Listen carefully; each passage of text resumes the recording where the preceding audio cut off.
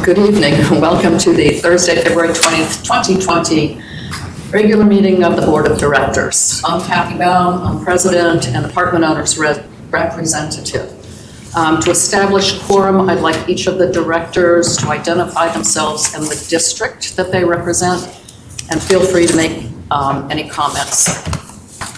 Start over there. Karen Anton, Hunters Woods, Dogwood. Julie Bitzer, South Lakes. John Mooney, North Point. Eric Carr at large. It's not a criminal statement. Seat. Thank you. I just want to make a couple of comments. Remember that if you have any conflict of interest, you need to state them before we take a vote, and that our meeting is being live streamed by members, staff, and others. So be sure that any comments you make are based in fact. Before we have a motion for the agenda, I just want to make note that we have split the executive session in two parts. One will come after the approval of the agenda, and another one comes at the end of the meeting. We've done this so that staff can participate in the beginning first one, and then they can leave if they choose, and then we can do our other stuff in the other one. So the first executive session will be contractual matters and member violation matters, and then the second half will be, if I can find it, personnel and consultation with counsel. Any questions about that? Okay, I need a motion to approve the agenda, please. So moved. Second. All in favor? Aye. Any noes, abstentions? Okay, I'm going to have to ask everybody in the audience. We need a motion. Yes, I'm going to have everybody in the audience leave because we're going to go into executive session when I get a motion for it. So moved. Second. All in favor? Aye. Any noes, abstentions? Do we have a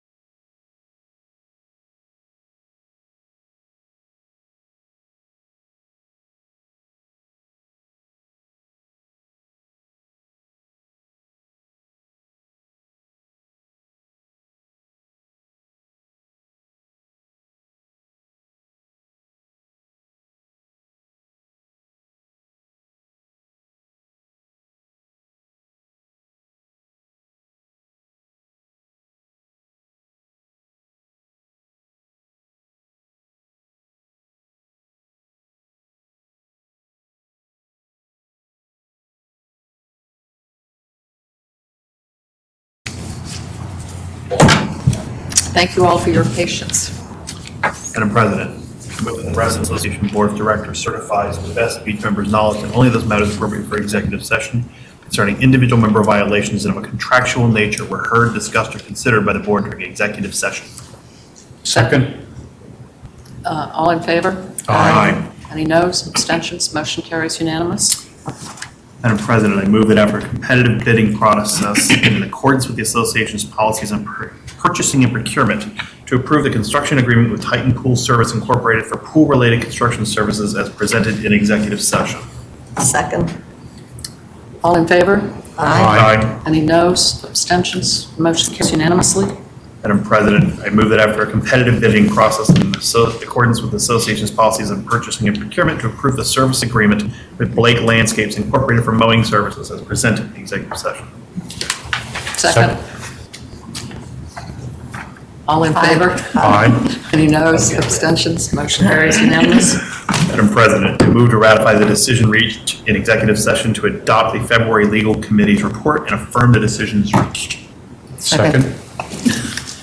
All in favor? Aye. Any noes, abstentions? Motion carries unanimous. Come on, B. Thank you, Anna. To acknowledge staff. Yeah, so when I was introducing the directors, I did not introduce staff. So in the back, we have Tom Deal, we have Chris, we have Laura, and up here we have Hank Lynch, our CEO, Christina. At the very end is our assistant secretary. Tony is our counsel, and Larry is our COO.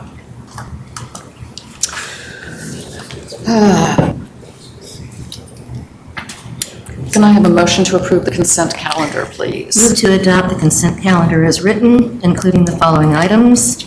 Approval of board minutes from January 23rd, 2020, committee volunteer appointments, lake use request, Reston Master Swim Team 33rd Annual Jim McDonald Lake Swims, lake use and facilities request, 37th Annual Reston Triathlon, and an FC DOT request for bus stop facilities easement and temporary grading and construction easements, Wheelie Avenue at North Shore Drive. Second. Any comments? Could you separate number 1 from 2, 3, 4, and 5, because I approve the rest, but I'd like to abstain on 1. You want to abstain on one? I want to abstain on number 1 because it was from last time and Oh, I you was weren't not there. present. So if you could I got you. separate them out, I could agree on the rest. Right. Yeah. How do we handle that? Move number 1 to the regular When Karen agenda. just- Yeah, you move number Okay. 1 to the regular agenda. He objected to it, so it comes off the consent calendar. Okay, I'll move What else is here? to move item number 1 to the regular agenda following the consent calendar. Second. All in favor? Aye. Any noes, abstentions? Thank you, Doug. Motion carries. You're welcome. So do we need a new Okay. motion for the rest of the items? We need to, Now we will have, Just for the one. I'll move that we approve the That's it. board minutes of January 23rd. second. All in favor? Aye. Any noes? One abstention? Motion carries. I didn't know it would be that hard. Huh? I didn't know it was going to be this Next hard. time you'll come. Madam Chair, point of order. We never finished the consent. We did vote on the rest of the items. Madam Chair, I move that we approve the amended consent calendar items. Second. All in favor? Aye. Any noes, abstentions? Thank you, Doug. Carries. Motion carries. Okay. We're ready for member comments. I'm going to assume that whoever's planning on speaking signed up on the sheet outside. Just want to remind everybody, if you represent an organization, you get 5 minutes. If you represent yourself, you get 3 minutes. And when you come to the podium, if you would please state your name and address. And Christina, are you keeping the time, or is Tony?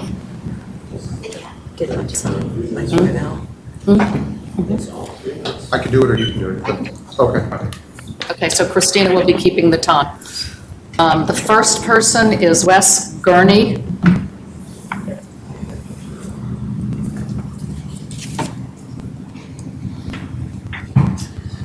Hi, my name is Wes Gurney. I'm at 11016 Solar Ridge Drive.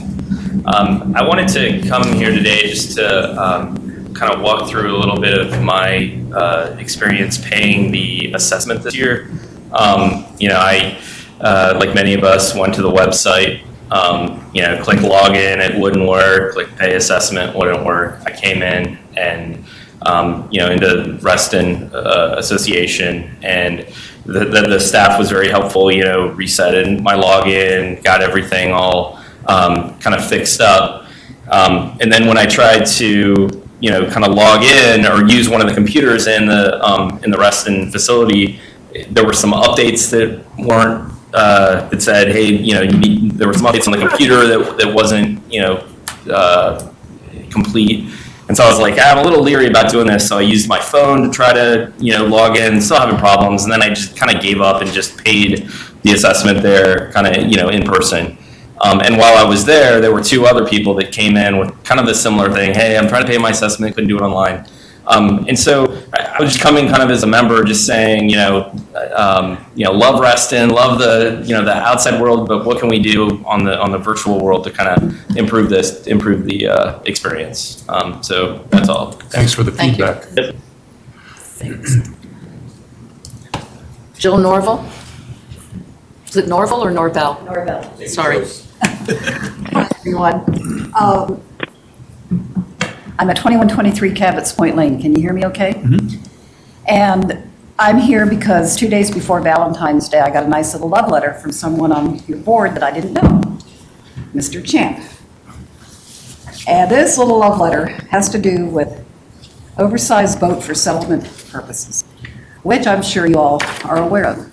And if you're not, I'll be glad to speak further about it. I do have a couple of comments at the end, but I have just two questions. Question one, what precipitated this? Question two, in what world did you think this was the way to make contact with and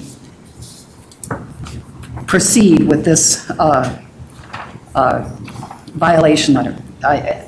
So those are my two specific questions, and then after that, I'd like to reserve whatever time I have left. Counselor, would you like to So, answer the question? thanks for the Valentine.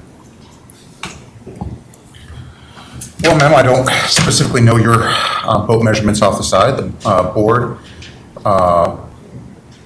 made some changes to the resolutions, and I think it was back in June, we had a discussion about oversized boats. The deed says that your boat can't be any longer than 18 feet in length by 10 feet in width. So if you're half an inch over, you're in violation. If you're 3 feet over, you're in violation.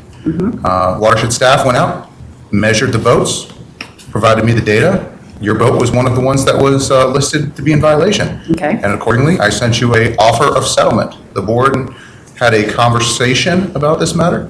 I received instructions, and I carried out those instructions. Okay, can I answer, or can I ask? I know that the boat's been measured twice now, according to Will Peterson, and we went out and measured the boat, of course, and I've spoken to the person who built the boat. I've also read the regulations, and if they're the same ones, and I don't know if we're all on the same page literally, but these are Use and Maintenance Standards Resolution 11 boats, dated September 26, 2019. I think it was developed by the Lakes Boats and Docks Working Committee and approved by you guys. That does say 18 feet overall, 10 feet. But it says, here's the Coast Guard, yada, yada, yada, about it does not include bowsprits, rudders, it does not include the, what do they call them, rub things. So it basically is the portion of the boat that contains the buoyant volume, which means that if you measure my boat and probably 90% of the other boats that were out of conformance were all absolutely in conformance and well under the 18 by 10. Plus, most of these boats have been on the lake. Mine, 8 years, the one before that, 20 years, and the other boats, I'm sure, for many years, et cetera. So it looks to me like there was sort of some incompetent bumbling afoot that took place here. My suspicion is that there's some backpedaling going on, and you're finding out that most of these boats do conform. And because of, and I mean, I think the first thing you don't want to say to a homeowner, the first thing is, we're going to let you keep your boat. It's like, oh, thanks. Really? So I think that what you guys need to do is get your ducks in line. You need to apologize to the people who were inappropriately cited. You have to notify them in writing that this has been rescinded and that their boat is in compliance and that they're sorry that they wasted our time. And I'll close with just one more real quick thing. I looked up the Reston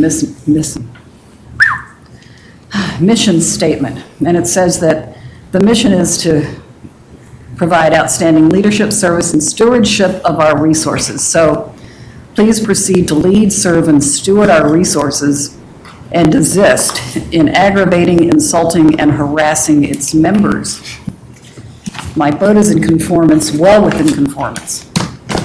I'll be happy to go out there and measure it with anybody on the board. I know there's a lot of other people very upset about this, and I'm sure you've heard from some of them. Do I have any more time? Okay, thank you. Mike Norvell? Yes. Well, my wife has spoken for both of us on the issue of the boat. It is 18 by 10, and whoever measured it is wrong. So, and I'm sure there are other boats on the lake that are doing. And I will be happy to support a class action suit against RA or your attorney if their other boats are in compliance and corrective action is not taken. Okay? Now, let me just make an emphasis. The boats, I went through the whole, right? I was with the whole group. We reviewed all of the lake policies. And I go back to when this book was put together, maybe 30 years ago. I've been a big advocate of the lake and I've been involved in it. And I resent the idea that my boat is in violation of lake policy and it's going to do some harm to the lake. I would say that the board should be more interested in maintaining the quality of the lakes than harassing people who are within the law. Or change your regulations and let them have an extra inch of freeboard. And that's it. And I will also pursue a class action lawsuit if I have to. I've taken on the federal government and I beat them in the district court down in DC. And I sure to hell will do the same thing here. Thank you. Thank you. Bob Petrine?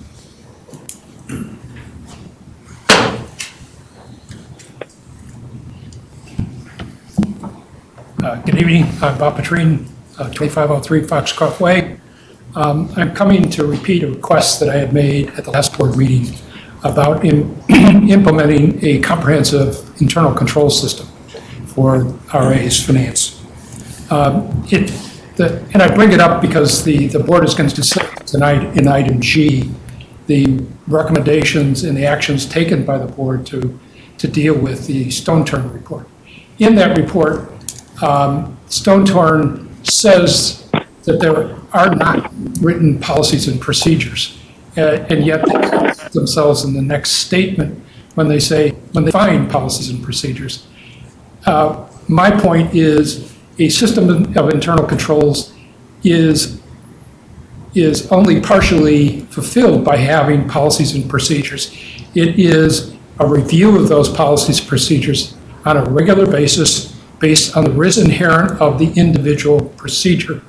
The follow-up with the operating staff to make corrections or changes to bring those procedures into compliance with good practice or with compliance with law or financial risk. And then finally, to report to the board, because one of the fundamental duties of the board of directors is to make sure that the financial stewardship of the organization is sound.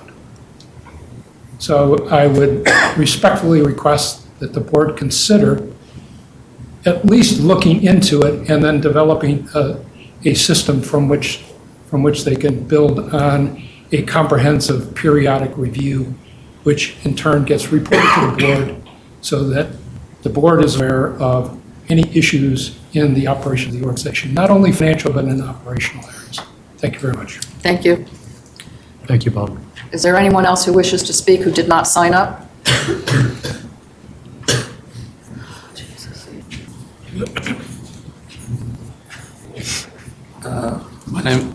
My My name is Rob Whitfield, 1587 Inlet Court. And over the years, I've been involved in transportation issues in and around Reston. Late last year, I attended the Multimodal Advisory Committee, and I'm sorry I don't remember the name of the gentleman who heads that committee, but I've been unable to find. I actually came here tonight thinking I was coming to the Multimodal Transportation Committee because that's supposed to meet on the third Thursday in the month, but if I got that wrong, I did attempt to reach Mr. Butler. I'll square you up. Huh? I'll square you up on that. Okay, and so what I'm here about actually is what happened at the Hunter Mill Transportation Advisory Committee meeting in January. And correct me if I'm wrong, Larry, I don't think you were there. But what came up is that Fairfax County DOT is planning additional bike share stations in different parts of Reston. And it was represented on Great Owl Court, which happens to be where our supervisor lives. But the county is planning bike share places that would take away from visitor parking spaces. And it was apparent that the county had not done an adequate job of notifying the homeowners about this situation. I don't know to Mr. Mooney no, I'm sorry, I got the wrong name. You are Mr. Mooney? I am. Okay. Has this been communicated to the board about the problem I just described about the bike share? Not that I'm aware of. So this is an example of communication is not great. And I do copy Mr. Mooney quite often. I don't even have the name of the gentleman heading the multimodal committee.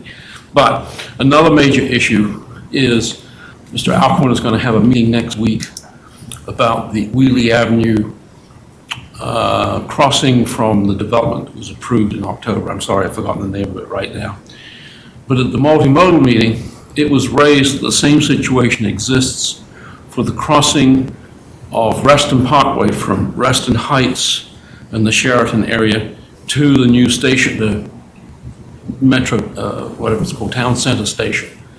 And so, again, I've tried to surface this to me was an obvious problem, and we have the rail opening within a year. I just don't know what, if anything, is being done and by who.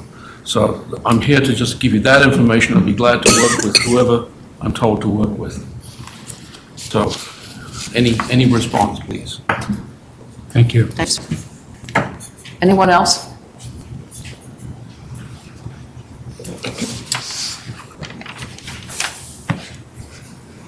Hello.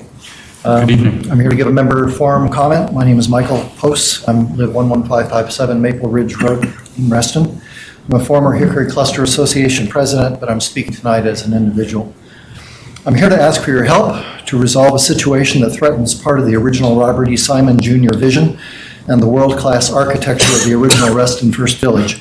In 2016, we lost a Virginia architectural treasure, the Reston API building designed by German Bauhaus professor and master architect Marcel Breuer.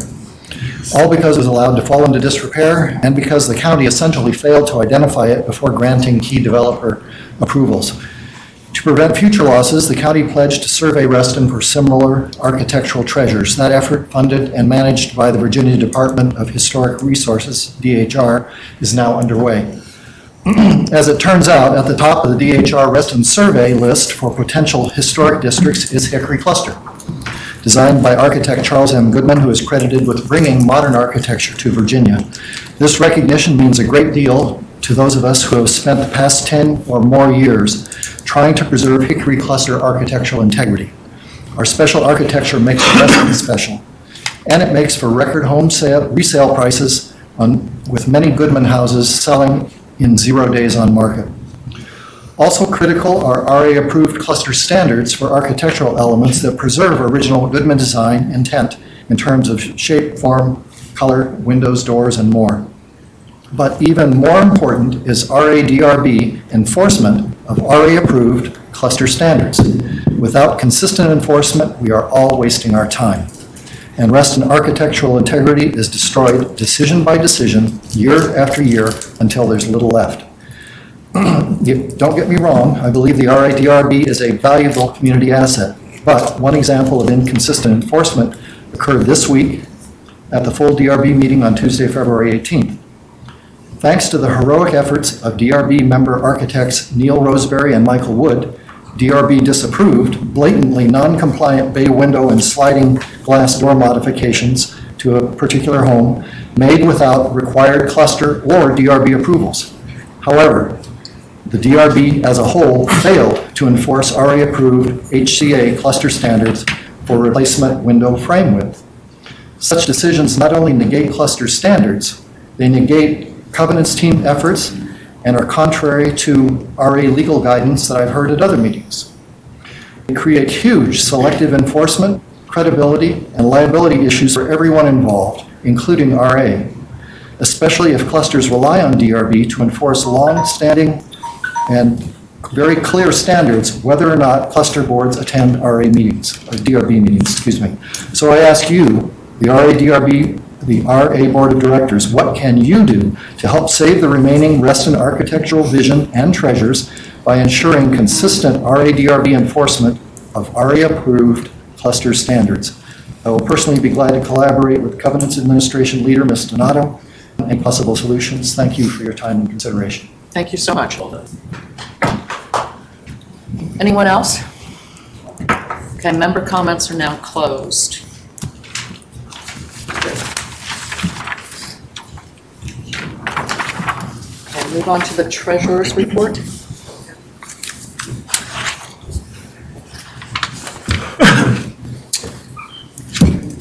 In your packets, you will see a 2019 year-end executive summary. I'm going to talk a little about this, and I'm going to talk a little about the next page, and I'll also invite Tom to come up if we have any detailed questions that any of you might have. 2019 year-end executive summary. The bottom line is that we're about $600,000 ahead of where we were last year. $551,000 in revenue, and we, which as you see is about 3% over what we had budgeted, and we are about $60,000 under budget in expenses. The expenses, our budgeting for this year was pretty good in terms of expenses. If you notice, you look at the deal somewhere, there was some variance in there. We can talk to some of those, but the top line numbers, our expenses came in roughly as budgeted. Our revenue was over. A lot of what drove the revenue being over budget, we did add some additional homes that we didn't budget for, and our non-assessment revenue was significantly higher. Covenant Central Services, and also Lake House revenue. Questions, thoughts, anything? Yes. I have a question, Eric. In your summary, Yep. other revenue, land use, you talk about the easement income was higher, and then you say future pathways expenditures. Could you elaborate on that? What was meant by that? It's a half sentence in it. We have a half, what, Tom, correct me if I'm butchering this,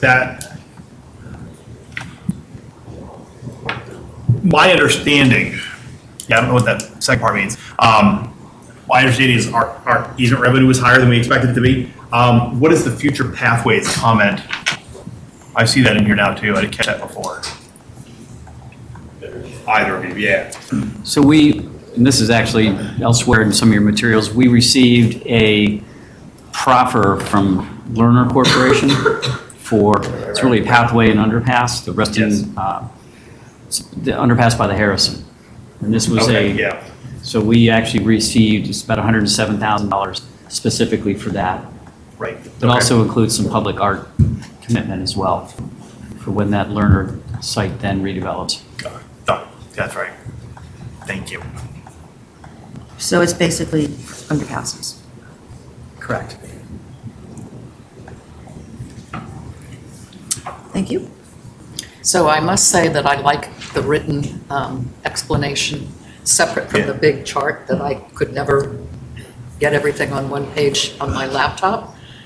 That's really helpful because then I could go looking for what I was supposed to be looking at. So I think that's a good idea. I believe it was worked through with Tom and the fiscal committee. So I was at fiscal committee last night and it made things really easy. Fiscal and staff have done good work in trying to come up with a format that works for us, right? And we've tweaked this format a number of times over the last couple of years. Right? The initial iteration had a couple of pie charts, had some super top line numbers, and then had those variance explanations, right? And so this is a little more functional detail in the tables, but also more of a discussion of what's variance, right? Because those are the things really that require us month in, month out to have a conversation, right? If we pass a budget and the budget's going along, hey, that's great. It's when things get out of budget that we want to look at those. One thing I want to flag that David Kerr, our fiscal chairman, mentioned. This is not a final 2019. There are a couple of things outstanding. PTO is outstanding. Bad debt expenses are outstanding. Maybe one other one I'm forgetting. But there are a few things that could add the expense, not to the revenue side, but to the expense side. So that number could go down some. But I wanted to flag that, right? So right now, 610, that could go down 140 for the bad debt, and then the PTO, which I don't think we have a final number on that yet, right? Mr. Mooney. I wanted to join you, Madam President, in your gratitude for the nice explanation of the various line items. That's very helpful. If I may make one humble request, when I sometimes try to compare documents from one meeting to another, it would be very helpful if our financial documents to the board were dated, because I'm never quite sure whether I'm comparing the right things. That would be another simple textual aid in board analysis of budget issues. I encounter that problem frequently. I like that idea, sort of a snapshot date at the top. Can we do that? Yeah. Okay. The other thing I'll draw your attention to briefly is the next page, right? So this is the one that's landscape. There's a number of snapshots here in terms of revenue and expense, right? So you see year-to-date actual versus budget. You see year-to-date actual versus actual from last year, right? So how we're doing, first one is how we're doing against our budget, how we're doing against how we did last year, right? So we can look at the years together. Month-to-month actual versus budget, month-to-month actual versus actual. So a little more granular look at that, right? So this, a good spot to deep dive if you want to look at particular functions, how they're doing. But also, I mean, to me, the ones that are most poignant are the year dates. I mean, the monthly, we know month-to-month expenses can fluctuate based on timing. But the year to date, especially as we get into the year, can give you kind of a good temperature check on how we're doing. And as you see, you see the numbers, right? So revenues year to date up 4.5% over last year's actuals, up 3% over what we budgeted. Expenses are down from last year. Are up 5% from last year, up 0.4%. So not very much versus what we budgeted so far this year. This will get more useful, as I said, as the year goes on, especially as we start getting into summer.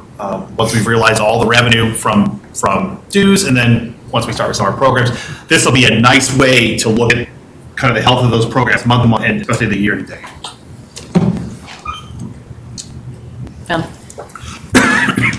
We've had a couple of recent wins that have happened, and I would like other folks to talk about in detail. But one win that had is that the board voted, and I'll give amongst other people Larry Butler credit for bringing it to the board's attention, and I think he took the leadership on it to suggest a way in which we receive revenue for other organizations, other external organizations and corporations to actually work on our common area, like our streams, in order to restore and spend money on it. So these corporations and organizations spend money on our area and on our in Reston streams, and we not only get revenue from it, but they also spend lots of money in actually in the upkeep of the Reston streams. So last year we received a check for $143,000 for that, and I'll let Larry speak to that. The second thing I would like to mention is that for a couple of years now, there's been a lot of mentions about those glossy magazines that cost a lot of money but does not generate any revenue. And few of us on the board started to talk about it, then the entire board started to talk about it, and then Hank recently took leadership and reduced the costs on that, and I think Hank can speak more to that. So do you think, Madam President, we can speak to that for a couple of minutes? Sure. So go ahead, Larry, and Hank after that. All right, thanks. Whatever you say, Ben. Sure, I'll jump right in. Yeah, what Ben is referring to is we have the Northern Virginia Stream Restoration Bank, which is a private mitigation bank that has conducted over 10 miles of stream restoration on RA common area and actually on some clusters in limited areas as well. And last year, the board signed an addendum to that original agreement from 2006, whereby there will be stream credits sold for stream research. So the initial mitigation banking instrument, which is the sort of the legal document behind it, requires Northern Virginia Stream Restoration Bank to monitor for 10 years. And the addendum that was signed, and for which they'll sell additional research credits, for which we get part of that to the association as the long-term steward and landholder, is to do research for the 10 to 20-year period. So we get a better baseline of data on how successful urban stream restoration really is. And so we received our first check of that right at the end of the year. So we're pleased with that, and we're pleased that there's going to be additional research on something that sits on our property that was a pretty big deal, as people like her would know. Could you explain on not only we get those credits, but there is additional monies that are spent by these organizations in actually doing that project, is that correct? Right. So the stream restoration was paid entirely by, the example I used is runway number 4 at Dulles Airport. They impacted about 2 miles of perennial streams. And so to mitigate that, which was a federal requirement, they purchased stream restoration credits from the mitigation bank on RA property, and that funded the restoration. And that's millions and millions of dollars over the years. And so that is no cost to the membership. And then, of course, the addendum that was signed early last year for the research, the credits that they sell for that actually pays for the research, and it's typically universities that provide the proposals to do that work. And then we get a portion of those proceeds of the sale of those stream research credits. Whatever he said, yeah. Great job. Yep. Very good. Hank, the magazine. With the one of my tasks when I joined the board or joined Reston Association was to look for efficiencies and cut costs wherever possible. The glossy magazine was one of those things we've looked at. Wonderful suggestions from members of the board to kind of see if we could do a little bit differently, a little bit better. We were able to find another source of paper and several other ways, and while also maintaining our current advertisement revenue coming into it. So for the most part, it's a less expensive, it's a very much less expensive way to produce the magazine. We're going more and more to online or social media. A lot of people are walking around using these devices, so the savings has helped us develop processes that are going to allow us to put more of this online. Despite some of the hiccups we've had towards the end of last year with what one member experienced with our software, we are making significant improvements in IT to make all this happen. I have, like with everything, I have had 1 or 2 people say they like the glossy magazine or disappointed in the new quality of paper, but overall it's a big win. So, and we'll continue to look for areas like that where we can save money and save our members money. How much did we save? We saved $60,000. A year? Yes, in general, yes, in a year. So I just want to say that the same day I received my RA Camps Activities new book, I also received the Reston Community Center, very, very, very, very fancy at taxpayer dollar. Yes. Yes. Activities guide. So, I'm looking at RA and I'm going, okay, we complained, right? And then now do I have to go complain to the county? Or they're wasting my money? So, but congratulations to you guys. Yep. Julie. I would also like to make a request like John did. We speak of Well, we report on tennis, and we're really not just doing tennis anymore, we're doing racket sports. Pickleball. And when I think about some of the new income, and I'm looking at Laura, and I'm thinking, we're not truly reflecting what we're getting the revenue from. It's not just tennis. So is there a way to We can update it to racket sports, maybe? Sure. Do you want it separated out, or do you want it stay under one category but call it something different? I think you guys just put it all in one bucket, I don't don't you? think we can separate. Yeah, We don't yeah, have- I just think it would be good Right. not to just make it seem like it's only tennis. Yeah. Right, but a little advertising that, hey, we're doing other things too. Yeah. I like it. It would be good to have pickleball broken out because it's a new thing for us and Yeah. it would be nice to see Yeah. what's going on. Tom, can the two be broken apart? Laura, Not easily. can we separate pickleball from tennis?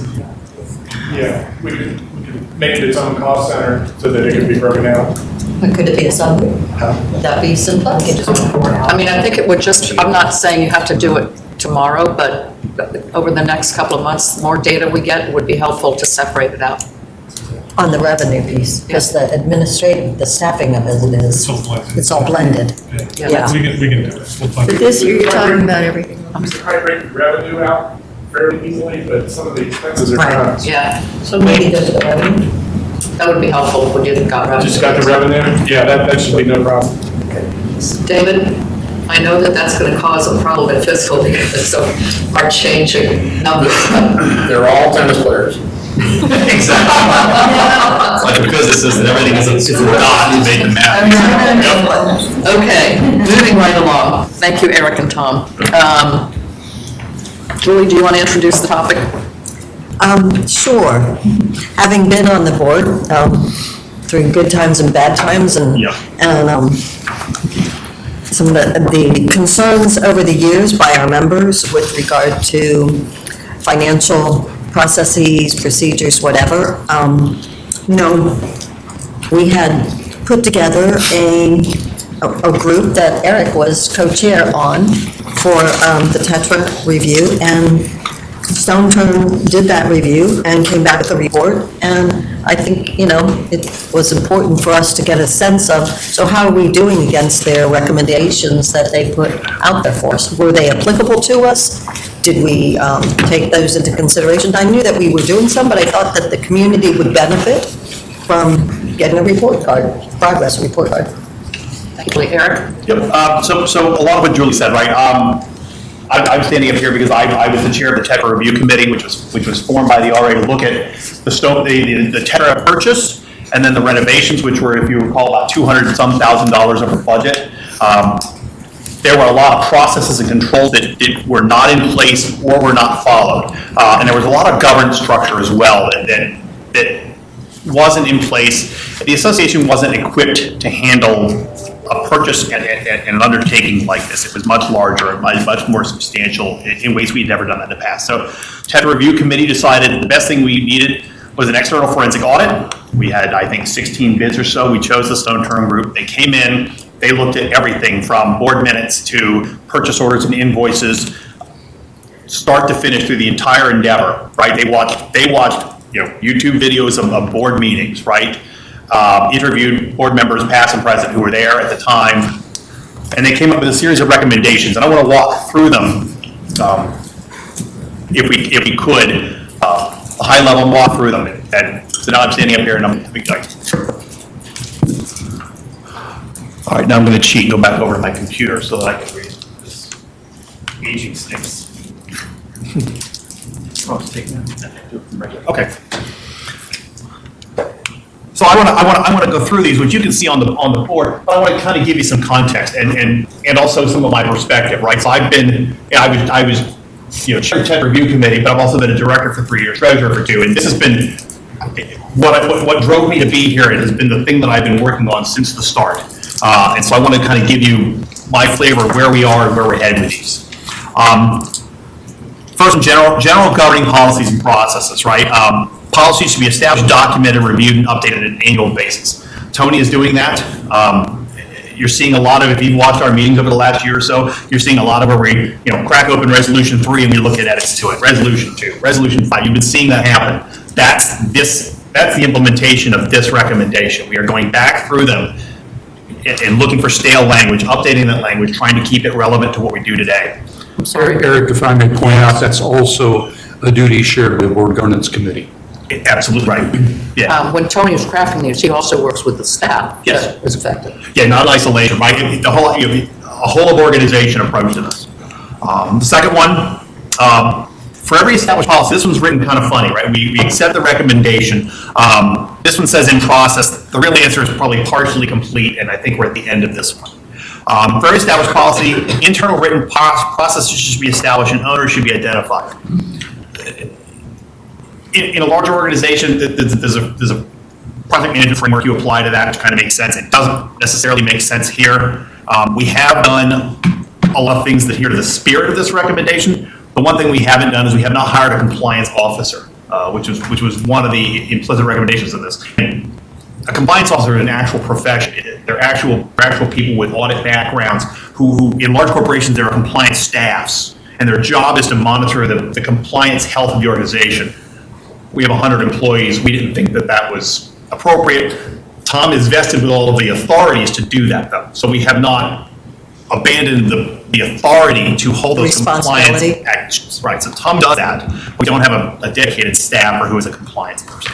Eric, pardon me. Yes, please. A question on that. I didn't understand stone turn to mean a compliance officer, but rather simply someone who is responsible for someone who has normal staff responsibilities, perhaps, who has a responsibility periodically to verify that this is being done. And I think that's a good idea, and I suspect it's being done. It is. That's Tom. So the spirit of this is being done, and Tom has those authorities. Also, if you'll remember back, Tom has independent access to this board as our director of finance. In a way the rest of the staff doesn't, right? Tom has I use it lowercase statutory authorities to come to us, to raise concerns with us, with this board, with me as the treasurer, with any of the officers or any of the directors, right? So he has a separate access to us that is not going through the CEO. And that was one of the key checks and balances that Stone Term wanted in here, and that is sprinkled throughout his recommendations. Yes, he did.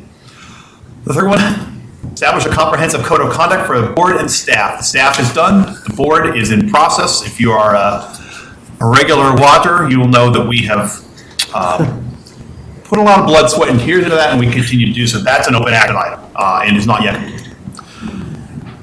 Number 4, consider adopting a policy that will provide greater transparency to considerations undertaken in executive session.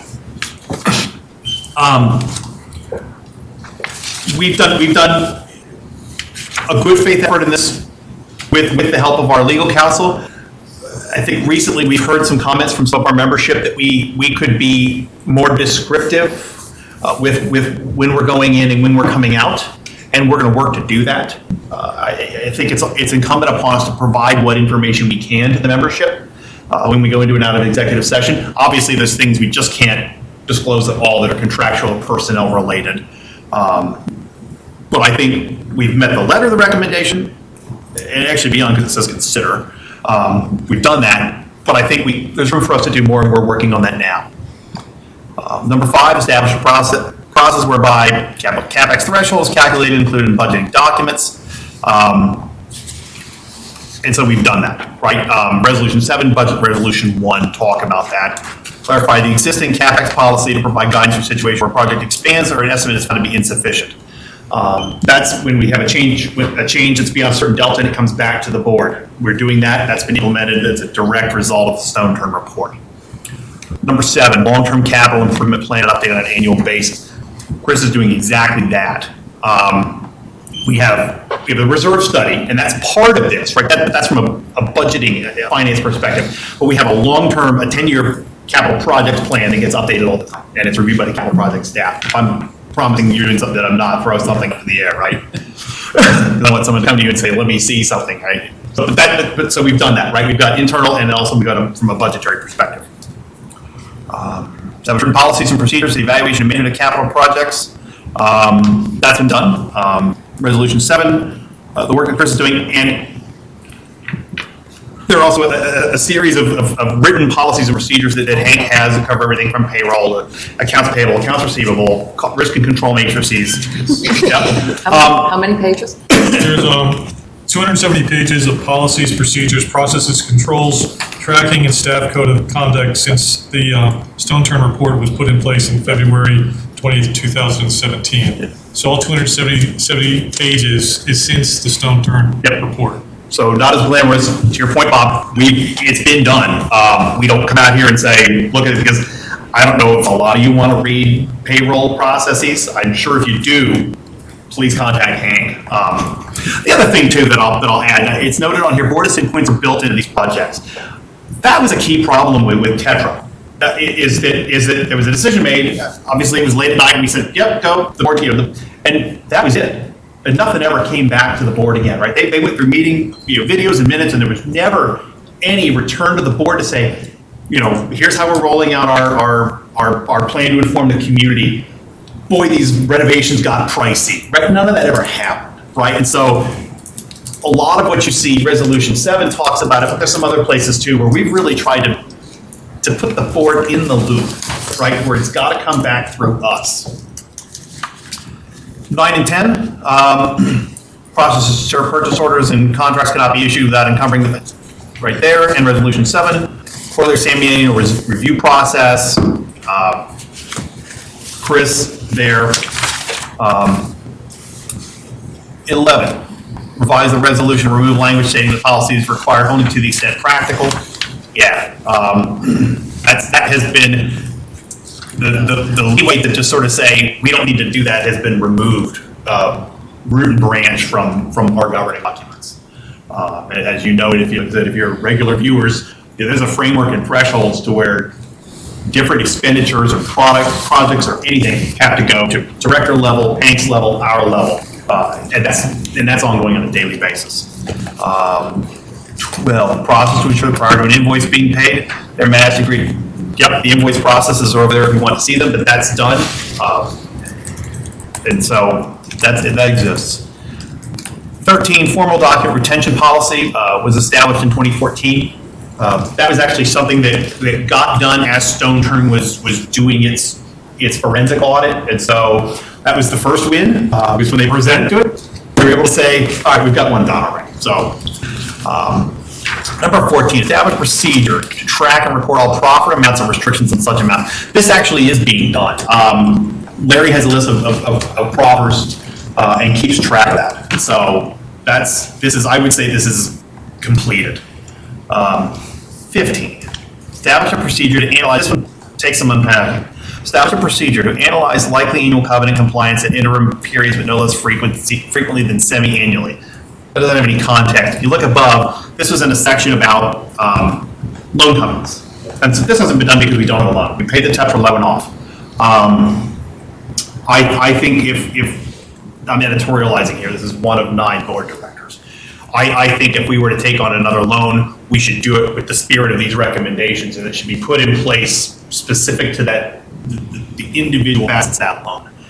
I wouldn't want to, from a fiduciary standpoint, I wouldn't want to write this now, not having a loan to anchor into, because then it becomes devoid of context. Really here, what you're talking about is loan. That's a quick review of the 15 Stone Turn recommendations, right? So I've got one that's not been done, maybe one that's still partially done, one that's in process, and the rest of them have been completed. I will say that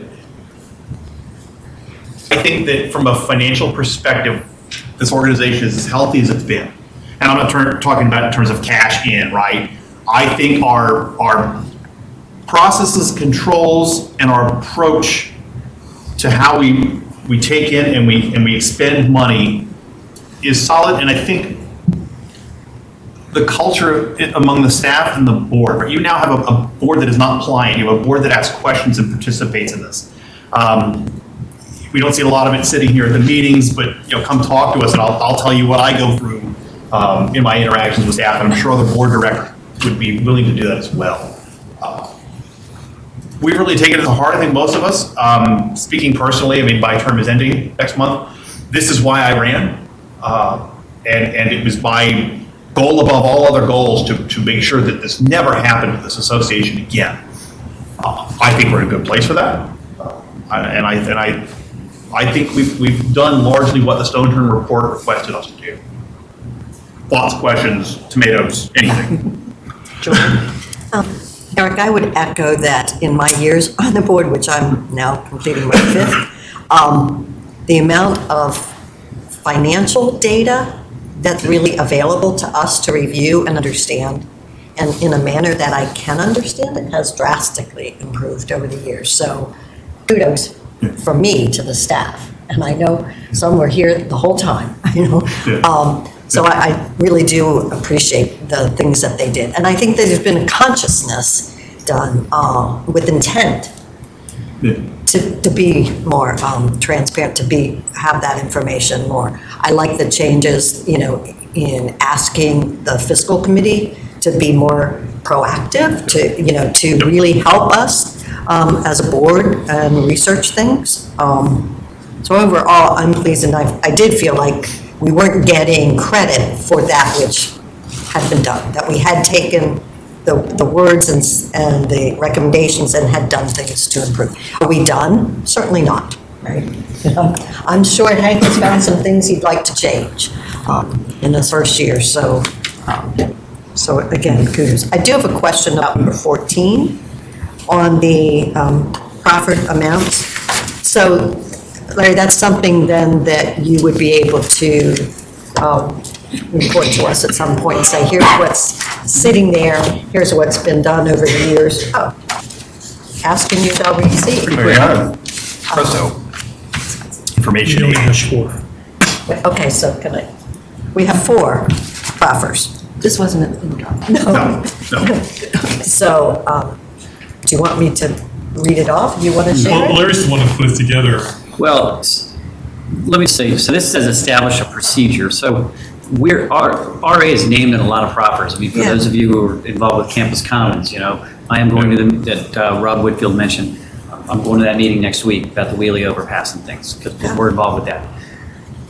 I think what this spoke to was specifically proffers where there's money tied to it. Oh, right, because we had a Because proffer otherwise, with the the list Tetra. that you have there would be pages and pages where we're referenced, either advisory, review to the DR, whatever it might be.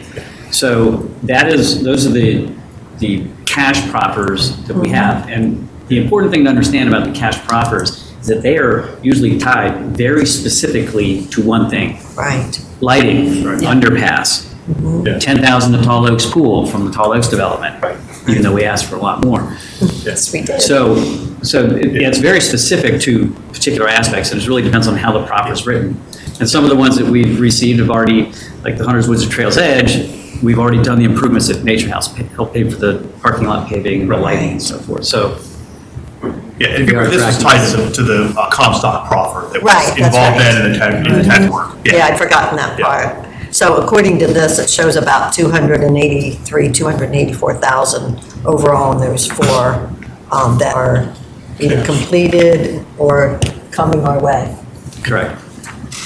I just to add on, because I was going to bring this up too, because you mentioned tonight the learner proffer for the underpasses. For the map. No, at the Spectrum. It's over at the Spectrum. Spectrum. Yeah. Yeah, okay, so, but I mean, I hadn't heard about this before, so I mean, unless I hadn't heard either. Okay, so if we could just be informed when those things come up, so. Okay.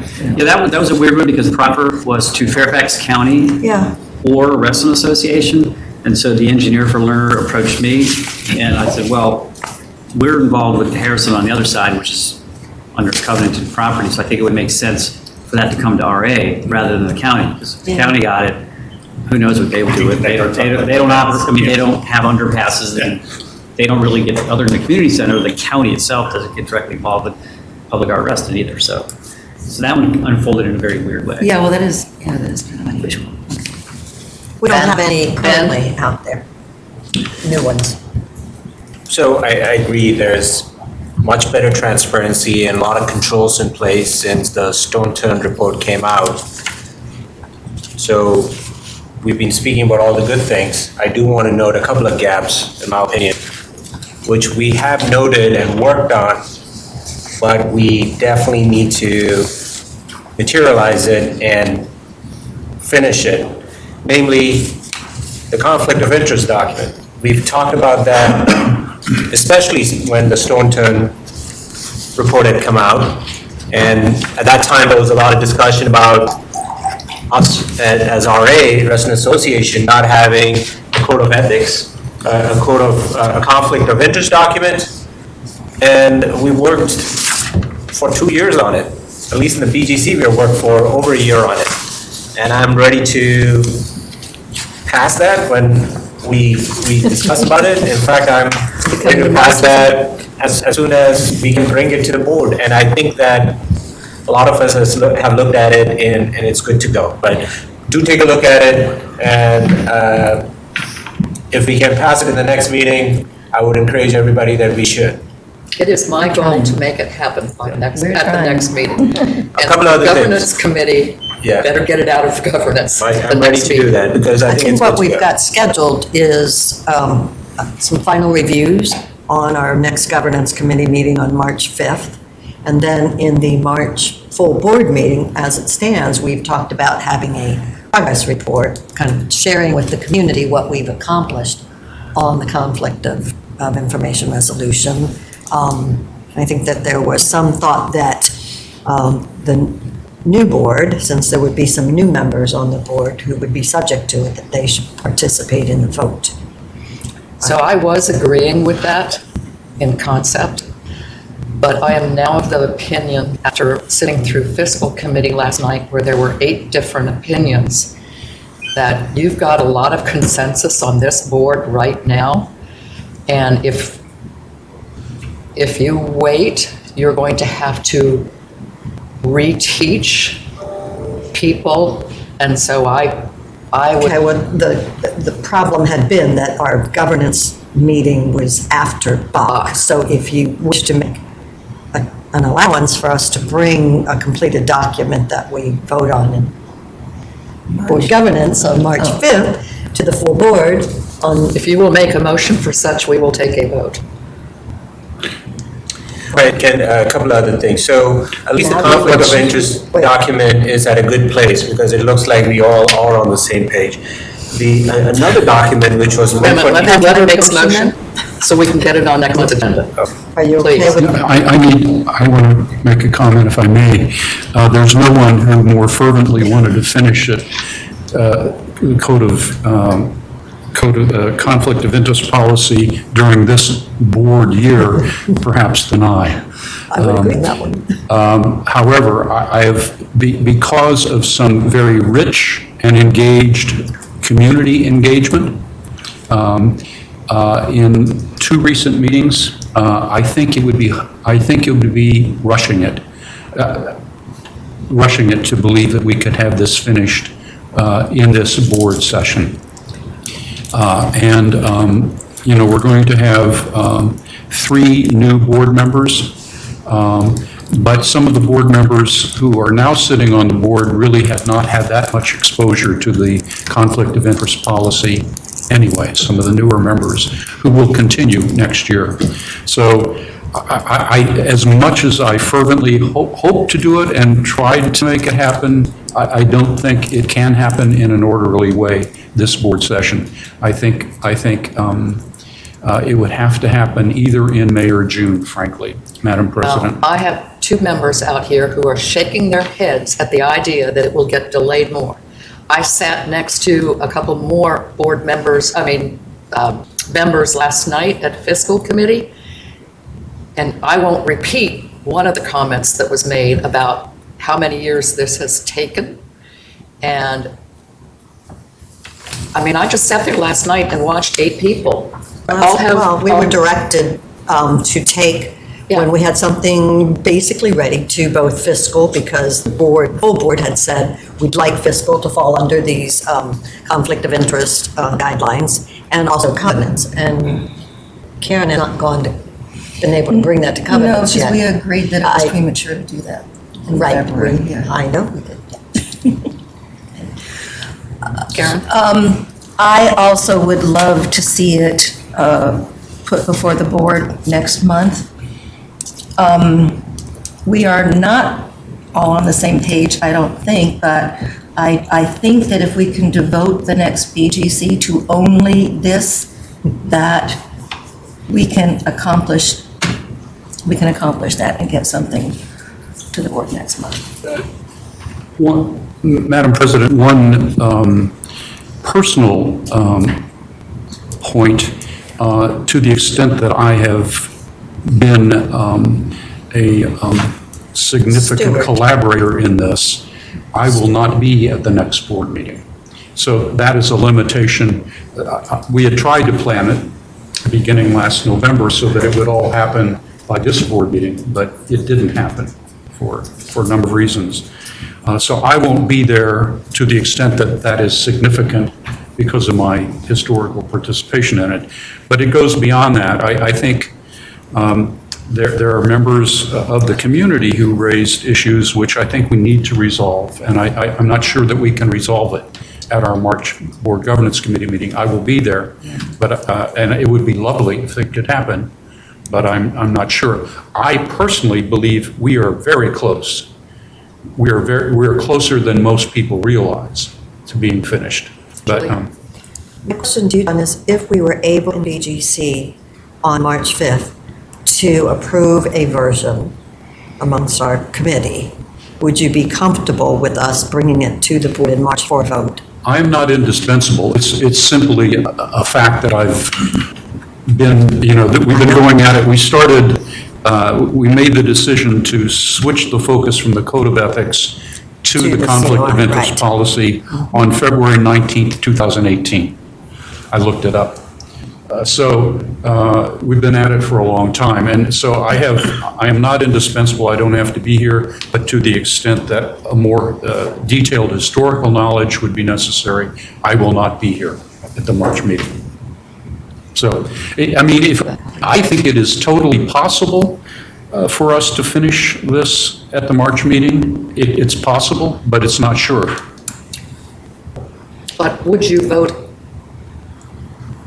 if what Julie's motion is that If it came out of, if it comes out of governance without going through Bach, are you comfortable with us voting that it should go on the March board agenda? Yeah, if we approve a text at our March meeting, there's no reason why it couldn't. I do not want to, this is such an important document for us, that I want to make sure that we don't mess it up at the end by rushing it. But I personally believe that the differences are much fewer than many perceive. That's my view. Well, I hope you're right, and so I'm hoping that we can have something ready for the board, and then, we don't know what the board's going to do, if they're going to rubber stamp it or not, but at least if the governance committee can get behind something that we're all happy with.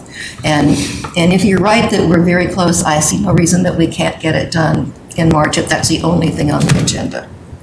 and what about taking it to Covenants Committee? Will you be able to get their feedback? Because we had put that on hold, thinking we didn't have a version far enough along. Right. As things evolved last night in fiscal, we went ahead and took the opportunity to share what we were thinking. But it sounds like you So didn't I get a think this is getting consensus for fiscal. to a discussion much different than what's in the agenda. And I agree we should talk about it. We've talked about it for 10 minutes. All right, I'm going to call a vote. No, I still have my comments to make. You hijacked mine. About this, putting it on the March agenda? Okay. I haven't made Go a ahead. motion, but Do go it. ahead. Hijack it again. Huh? Go ahead. No, are you going to do it? I'm fine with it. I already said those my comments, but I don't know All right, where it I'm going to was. move that we take the conflict of interest statement that comes out of the March BGC meeting, if it comes out, and put it on the agenda for the March board meeting. So an action item versus a discussion of information. Correct. Second. But I think let me just note the contingency that you wisely put into that, It has that to if come we out are of- able to If have we're it. able. Second. Thank you, Ben. All in favor? Aye. Any noes, abstentions, motion carries. Okay, Ben, you have, now we have to go back to him. Okay. Well, just like you paid immediate attention to conflict of interest, I hope you do that to this next document too, which has not had anywhere close to as good a fate as conflict of interest. You said sometime in 2018 is when we started on the conflict of interest, but a document that was discussed and intended to be in place as early as December 2016, after the Stone Turn report came out, was about new programs. Remember that the lake house was purchased for certain purposes, which would be new programs. And none of those programs were vetted, which is why we ended up with a purchase that we thought we could utilize and monetize. And during that time in December 2016, what was decided was there would be a control in place to vet new programs. And the document for new programs, 2016. 2016, yeah. You weren't on the board then. Go ahead, I don't recall it, but I recall heated discussion about it, but. It could have been 2017, definitely before 2018. Okay. You looked up the video for that too, it was That December. was December of 2018 that you were checking for that resolution. It was before that, but, so the fate of this document has been that it was supposed to be in place, and then the board decided to not have it at all, and directed the BGC to not work on it anymore. And then the BGC again brought it up in front of the board and took it up again. And then, as of a couple of meetings ago, this resolution has been disbanded and has been decided to combine with another resolution which has got to do with budgets, and now the fiscal committee has it. But I hope that that document and that resolution is taken out, because new programs was the reason that Tetra happened, and that was the reason why it was discussed to need to have it in place. Let me finish my comments before it gets interrupted into a different thread. The other thing, the third thing that was discussed and never happened, we did that with general counsel. What we did was we brought our outsourced legal to be in-house, and now we have a general counsel also with a reporting structure that is independent of the CEO. And that was discussed to be of the CFO as well, or of the financial thread that we have within the Reston Association. It never happened because we thought of the financial head to be a CFO, but we agreed that we don't need a CFO, but we can have our financial team to be the same reporting structure, independent of the CEO, and I think there have to be controls for that. Just like we passed the document for the general counsel, that should be taken up as well. Point of order? He has exactly that. That's already been done. But it's not independent of the CEO. Yes, it is. We all met with, I met with him last fall. That's been done. Who do you report to, Tom? The CEO, but also have access to the board. You have access to the board, but who do you report to? The current documents? Who do you report to? I report to the CEO under my ethics, I report to the board. Exactly, that's what I It's the was. same with Tom. The It's distinction. exactly the same. There's no difference at all. They're one-to-one. They're exactly the same. And we have access to either. Exactly, independent. Absolutely. That's been done. I think there's a distinction, and I think we should look into that. It was looked at, but there was never a corresponding control put in place like it is for legal.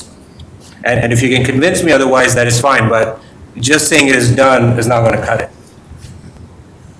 Resolution number, hold on. We never finished. We never passed resolution 5. He has the same access. And recall that the Stone Turn report asked for actually doing something with motions, like you mentioned. We talk about things, but we never put that in a document, just like the resolution for new programs never made it to a document, and it's been really difficult to get any controls in place if we don't have a resolution for it. Julie? I'd like to comment on your comments with regard to the new programs. Yes, we have been in BGC looking at a resolution which we have called 14. We were not able to take that very far in our BGC meetings, of which you are part of that committee. In January, we made some decisions as a group to ask for a different way of approaching it, which was through the budget resolution, resolution number 1. Those proposed language changes were brought back to the BGC in February.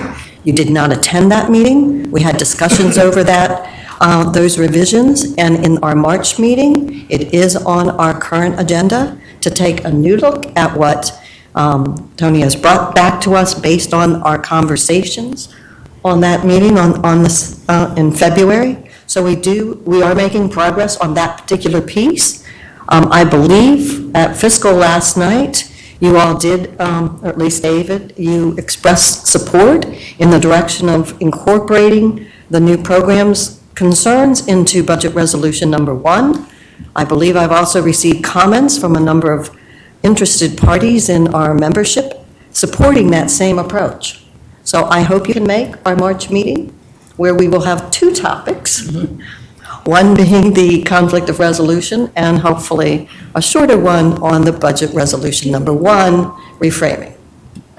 So is that going to be in the March board meeting as well, just like the conflict of interest document? Yes. The new programs? Budget resolution number 1. Is that going to be in the March meeting for the board to vote on? We haven't taken it through BGC. It has been in the BGC for just as long or longer than the conflict of interest document. No, it has not. I think you need to jog your memory on that. I'd be happy to do that and report back at the next meeting. Enough. Anybody else have any comments? Karen? I do, and this is brief from clarification. I'm referencing David's comment about number 4 in his email from earlier today. For those listening, we're talking about David Kerr, the chair of Yeah, our David Finance Kerr Committee. sent the board his comments about the stone turn recommendations, and his after seeing what was going to be presented to the board, he had some questions and comments. So this is about contracts over $100,000. And David's comment was, they take place in executive session and are not eventually disclosed to members. Our resolution 7 on procurement states that contract approvals and pricing will be done in open session. Is this the case? So I went and looked up what resolution had to say about that. And it does say, and maybe this is a matter of interpretation, but it says the bidding process information shall be presented to the board in executive session to protect scope and pricing negotiations with bidding finalists. Approval of final contract award scope and pricing shall be conducted by the board in an open session meeting of the board. And we don't do that. Yes, you do. Yes, we do. Do we? I mean, just by ratifying what's done in executive session? Correct. POA states unequivocally that any vote taken in executive session must not valid, and no contract that is approved in executive session is not valid until it is ratified in open session. So our ratification vote is basically the same vote that's done in executive session. You're accepting the contract, and it's fully in compliance with Resolution 7. Further, at that point, once it's executed, it's subject to a member's record request. So a member could ask for a copy of the contract the next day in accordance with Members' Resolution 2, and it will be provided in accordance with Members' Resolution 2.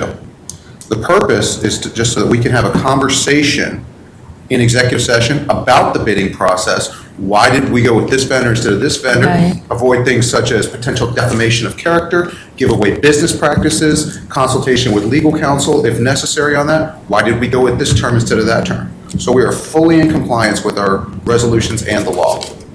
Okay.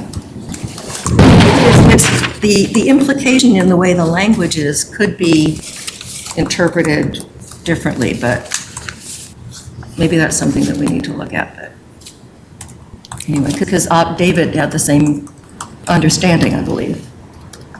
Absolutely.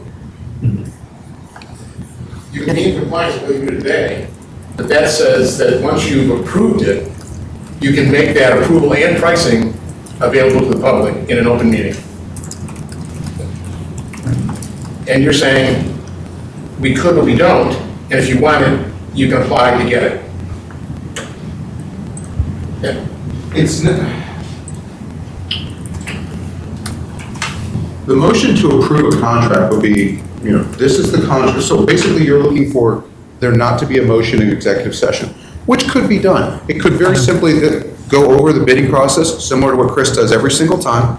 And then instead of taking a vote in executive session, we just take the vote in open session. Move to approve the contract as presented. It's a valid vote. I mean, we're arguing over semantics here.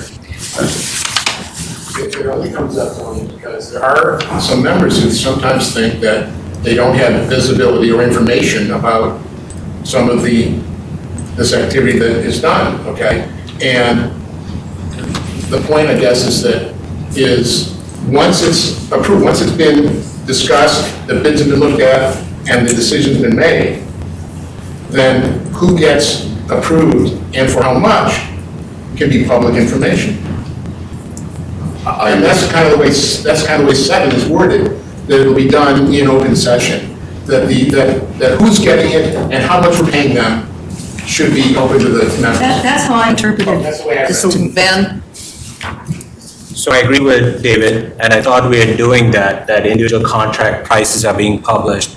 The one change I would like to mention though is sometimes we discuss about pricing of contracts before award, and therefore we have to complete some process before we actually publish it.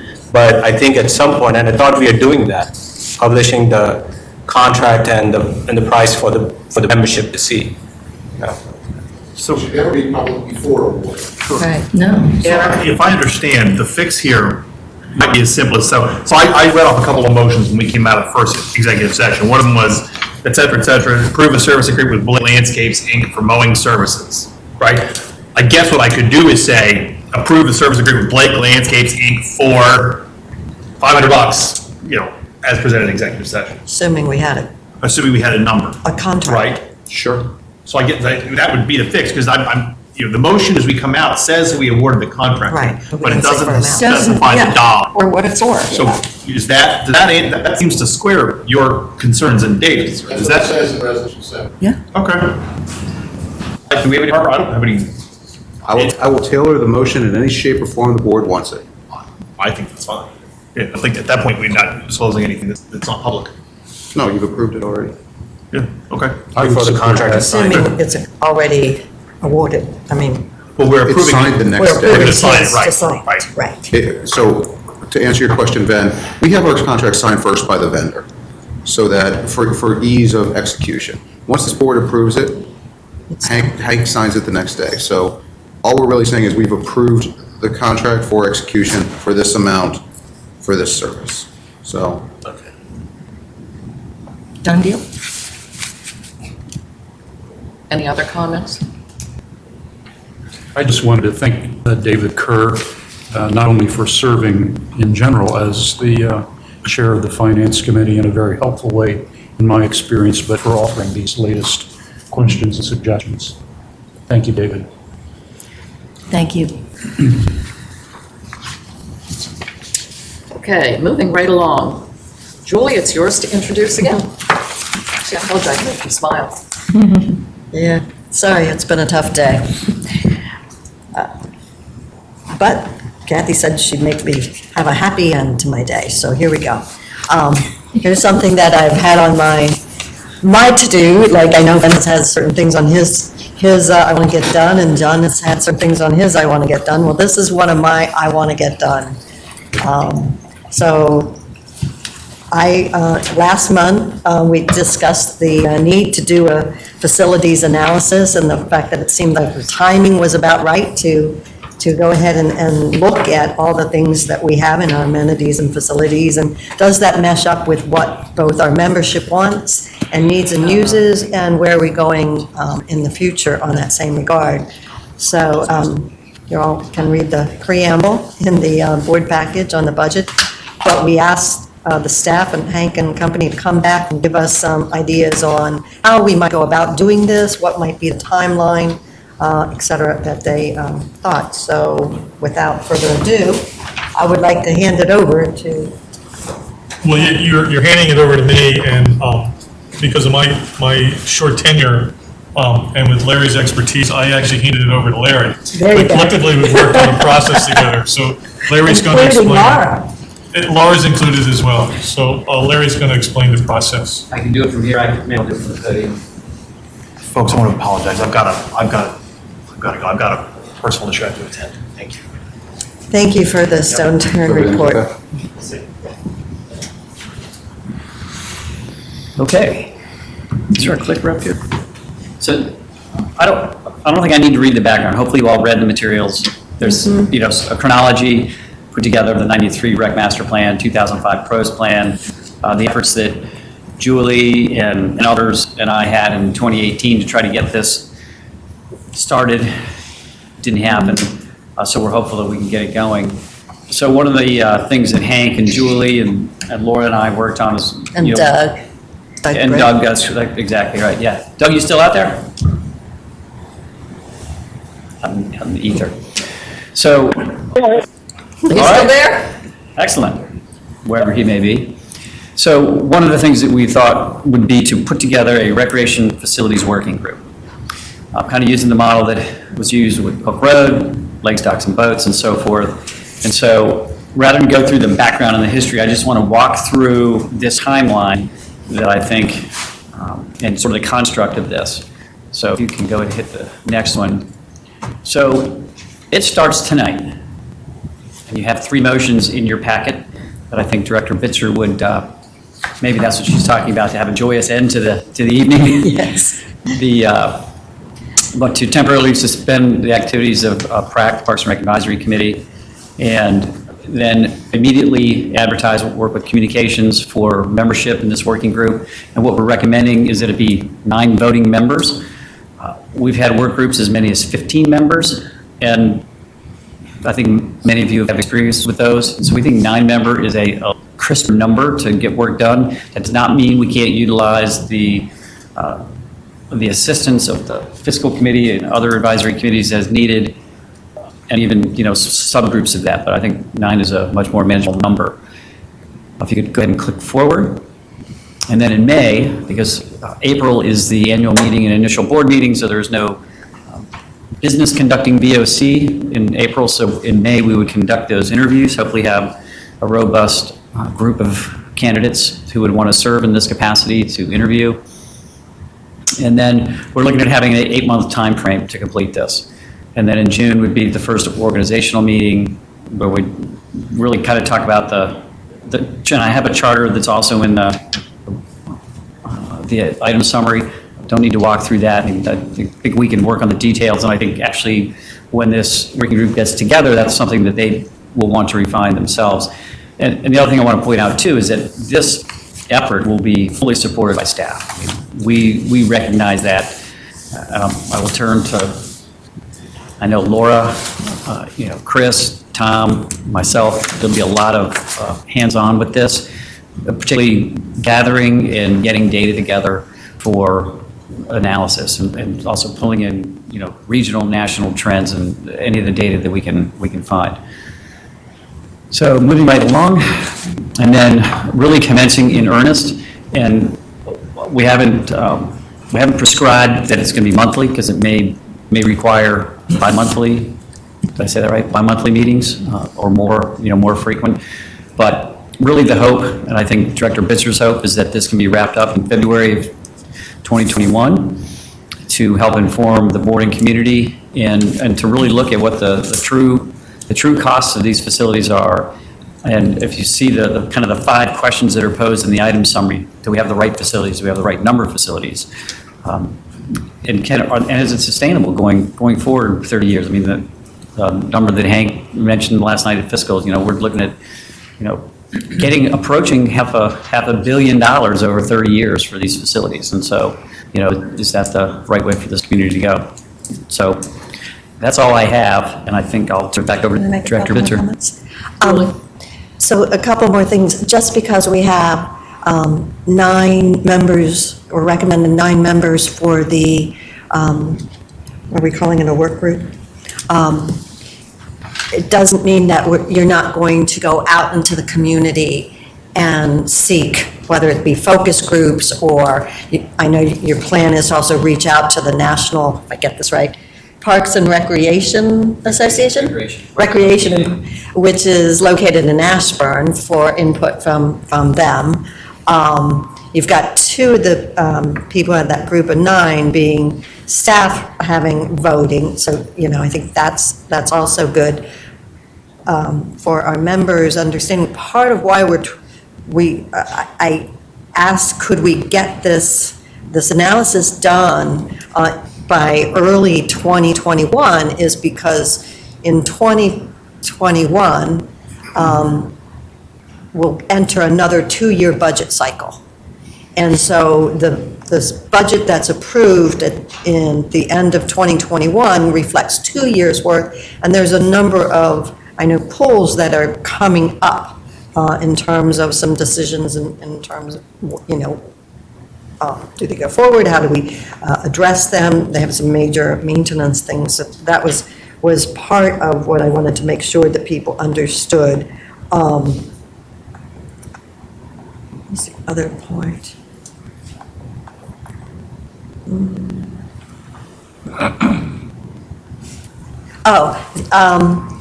The idea of temporarily suspending PrAC was partially because this issue of facilities analysis has been kind of on their work plan over the last 4 or 5 years that I've known of it. And it's a really big item that's hard to get your arms around. And it's really not something that you can ask a volunteer group to do on their own. 2 of the items on their work plan, they're currently doing, they're working on lake optimization ideas and the racket sports, proliferation and promotion of that already with staff. So those 2 work plan items are in process and moving forward. And the thought was this way, the recreation staff folks, Laura and her team, that typically support PrAC could focus their energies on this analysis group and supporting the data analysis of this particular work group. So it's not to diminish the importance of PrAC as an advisory committee. We're not throwing them away or the idea, simply saying, okay, we're going to give you a breather because until we get this analysis done, we don't really know how to address your work plan over the next, coming time. So that was part of the recommendation on why to temporarily suspend, as the words are used. That's all I had to say. John? One of our board members, Aaron Webb, couldn't be here today, but he took the time to write an email to us all, and he said how impressed he was by this document. And I also am very impressed by this document. I think it's very necessary. It was delayed. It was supposed to happen early in 2008, but 2018. But 2018 fell apart for us in major ways, and it never happened. And I'm glad, under your prompting especially, Julie, that it's moving forward. And Hank, thanks for your input, and Larry, thanks for your steady, experienced hand in this. The one thing in the charter, the draft charter, that I would want to emphasize as, to me, critical, if we're taking this seriously, if this process is to have real teeth, if we're really going to discern what we're going to continue, what we're going to increase, and what we may repurpose, if we're really going to do that, number 1C in the draft charter, to me, is absolutely critical, and that is that it is the duty of the working group to encourage member participation and solicit member feedback. If we do not have input from the community, real input, we will be blind to some extent. And if we don't really listen carefully, we will not get community buy-in either. So for me, 1C is going to be one of the major keys to this whole thing. Which is why I wanted to say, hey, this doesn't mean this is the only thing that happens. But, I mean, it occurs to me as I read this that maybe even have some of the committee meetings in different sections of the community so that we encourage people to to participate, because in community input and community buy-in is critical. We've talked about whether or not as part of the listening sessions that we have done in the past in the different districts and whatever, that this would be, part of the topics that could be discussed. But I agree with you. This is so important. We have good documents, good guidance from the brand study. We can even look at what RCC pulled in from their data that they did on their survey as well. And we've now got from WebTrack, we can figure out who's using what. And, did they drive across town to use the Glade pool, because of the features that it has with the kids? Or, who's coming over to Thoreau pool because it had a spa, or a heated pool? So there's things that weren't actually in place or available to us quite in 2018 as much as we might have hoped. But I think now we do. We have enough to make progress on this. So might I make motions? Does anybody else have any more comments? David? If I make one, I would really love to see a fiscal committee member on the working team. Just being a committee that gets results from it makes, we spend half our meeting then getting up to speed. If that's possible, it'd be a big help to us, because I think we're going to get involved in this quite a bit. I agree with that. Well, there is one representative from each district, and I believe the fiscal committee has members from every district. So they could serve a dual purpose. Having worked with a number of the working groups, when we got past, and you have fiscal now with 9, when you get past too many, there was a lot of discussion between staff and Doug and myself, and even Aaron reached out to Aaron for some input too about the size of this working group, and to make sure that the working group's not meant to do all the data gathering, and so I expect, you guys can correct me if I'm wrong on how you were thinking you were doing this, but I would expect that fiscal is going to have a huge input into the data available for the recommendations by this smaller working group. It wasn't meant that they were the end-all of this, but rather a way to funnel information and be able to not get wrapped around the axle at every meeting. Personally, I agree with David, and I understand the reason to try and limit, but I think one more person would not hurt. And I know that the one working group that I participated in did not have a document such as this to guide them. So it was not easy to be a participant in that working group. I think this is so well-written and so specific.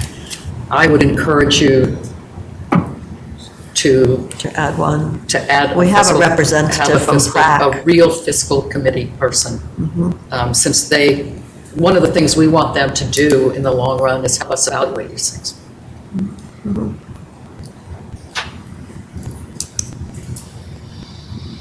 Any other comments? Yeah, this is Doug. Hi, Doug. Comment regarding adding anyone to this. I argue that the 9 is a good number, and that you get too many, it's caps. The important thing is have an odd number. You don't need a number of. Might make somebody a non-voting member. Yeah, I think what Doug is alluding to is that the best committee size is 7. Right. This is a committee of 9. A lot of thought was given into how it should be structured. We believe that fiscal is going to will need to be involved and be well informed, but to dedicate an individual from fiscal, I don't think it fits in with a lot of thought that went into this right now. I would, Doug and I are on the exact same page. 9 is bigger than we wanted. We wanted it to be 7. It has to be an odd number when you start to think about votes.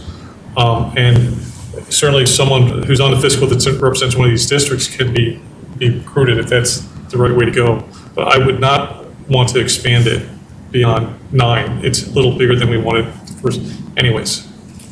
And I do want to point out, one thing we didn't really talk about was, if you look at the membership, it does include one RA board director as a member of this group, and that was done purposely. Our collective group felt that it was so important to the health, wealth, future of RA. It's such a big piece of our budget and our live, work, play element that we wanted to have a director as part of the activity and to show the community how important it was to us. Was one point. And the recommendation is for that person to chair as well. Right.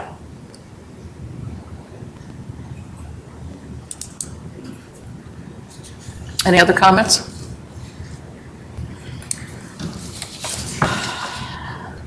Julie? Gotta make motions. No more comments?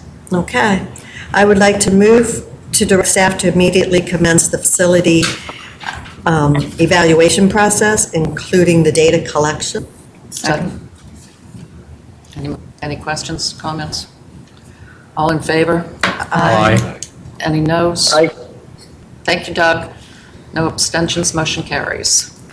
I move to establish the Recreation Facilities Working Group and direct staff to immediately advertise for membership with interviews to be conducted at the May 4th Board Operations Committee meeting. Second. All in favor? Aye. Aye. Any noes, abstentions, motion carries. Was Doug and I? Yes. Doug, you were an aye, right? Yes. And the last motion is to move to temporarily suspend the Parks and Recreation Advisory Committee until February 2021. And at such time, the Board of Directors will review a new work plan for their activities. Second. Any discussion? All in favor? Aye. Any noes? Aye. Motion carries. Thank you, Julie. Good luck.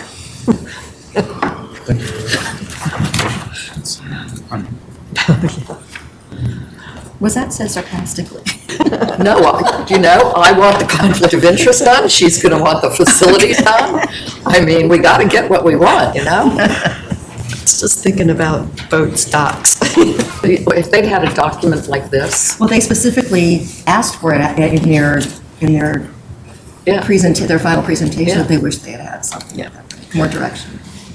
Okay, I'm going to move to convene into executive session to discuss personnel matters and consult with legal counsel. Thank you all for joining us this evening. Second. All in favor? Aye. Any noes, abstentions, motion carries.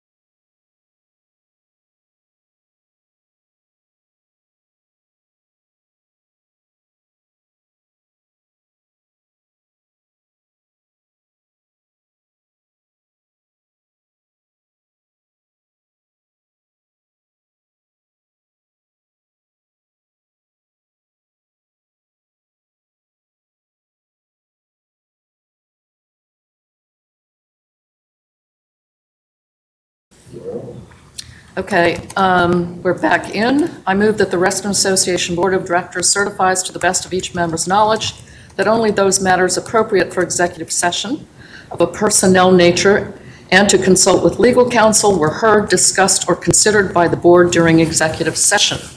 Second? All in favor? Aye. Any noes? Thank you. I move to ratify the decision of the board made in executive session as it pertains to the personnel matter concerning the role of the CEO. Second. All in favor? Aye. Any noes? Abstentions? You got Doug? Thank you, Doug. I move to adjourn. Second? You know, I was looking Aye. for Eric, but Eric wasn't here. Thank you all. Thank you.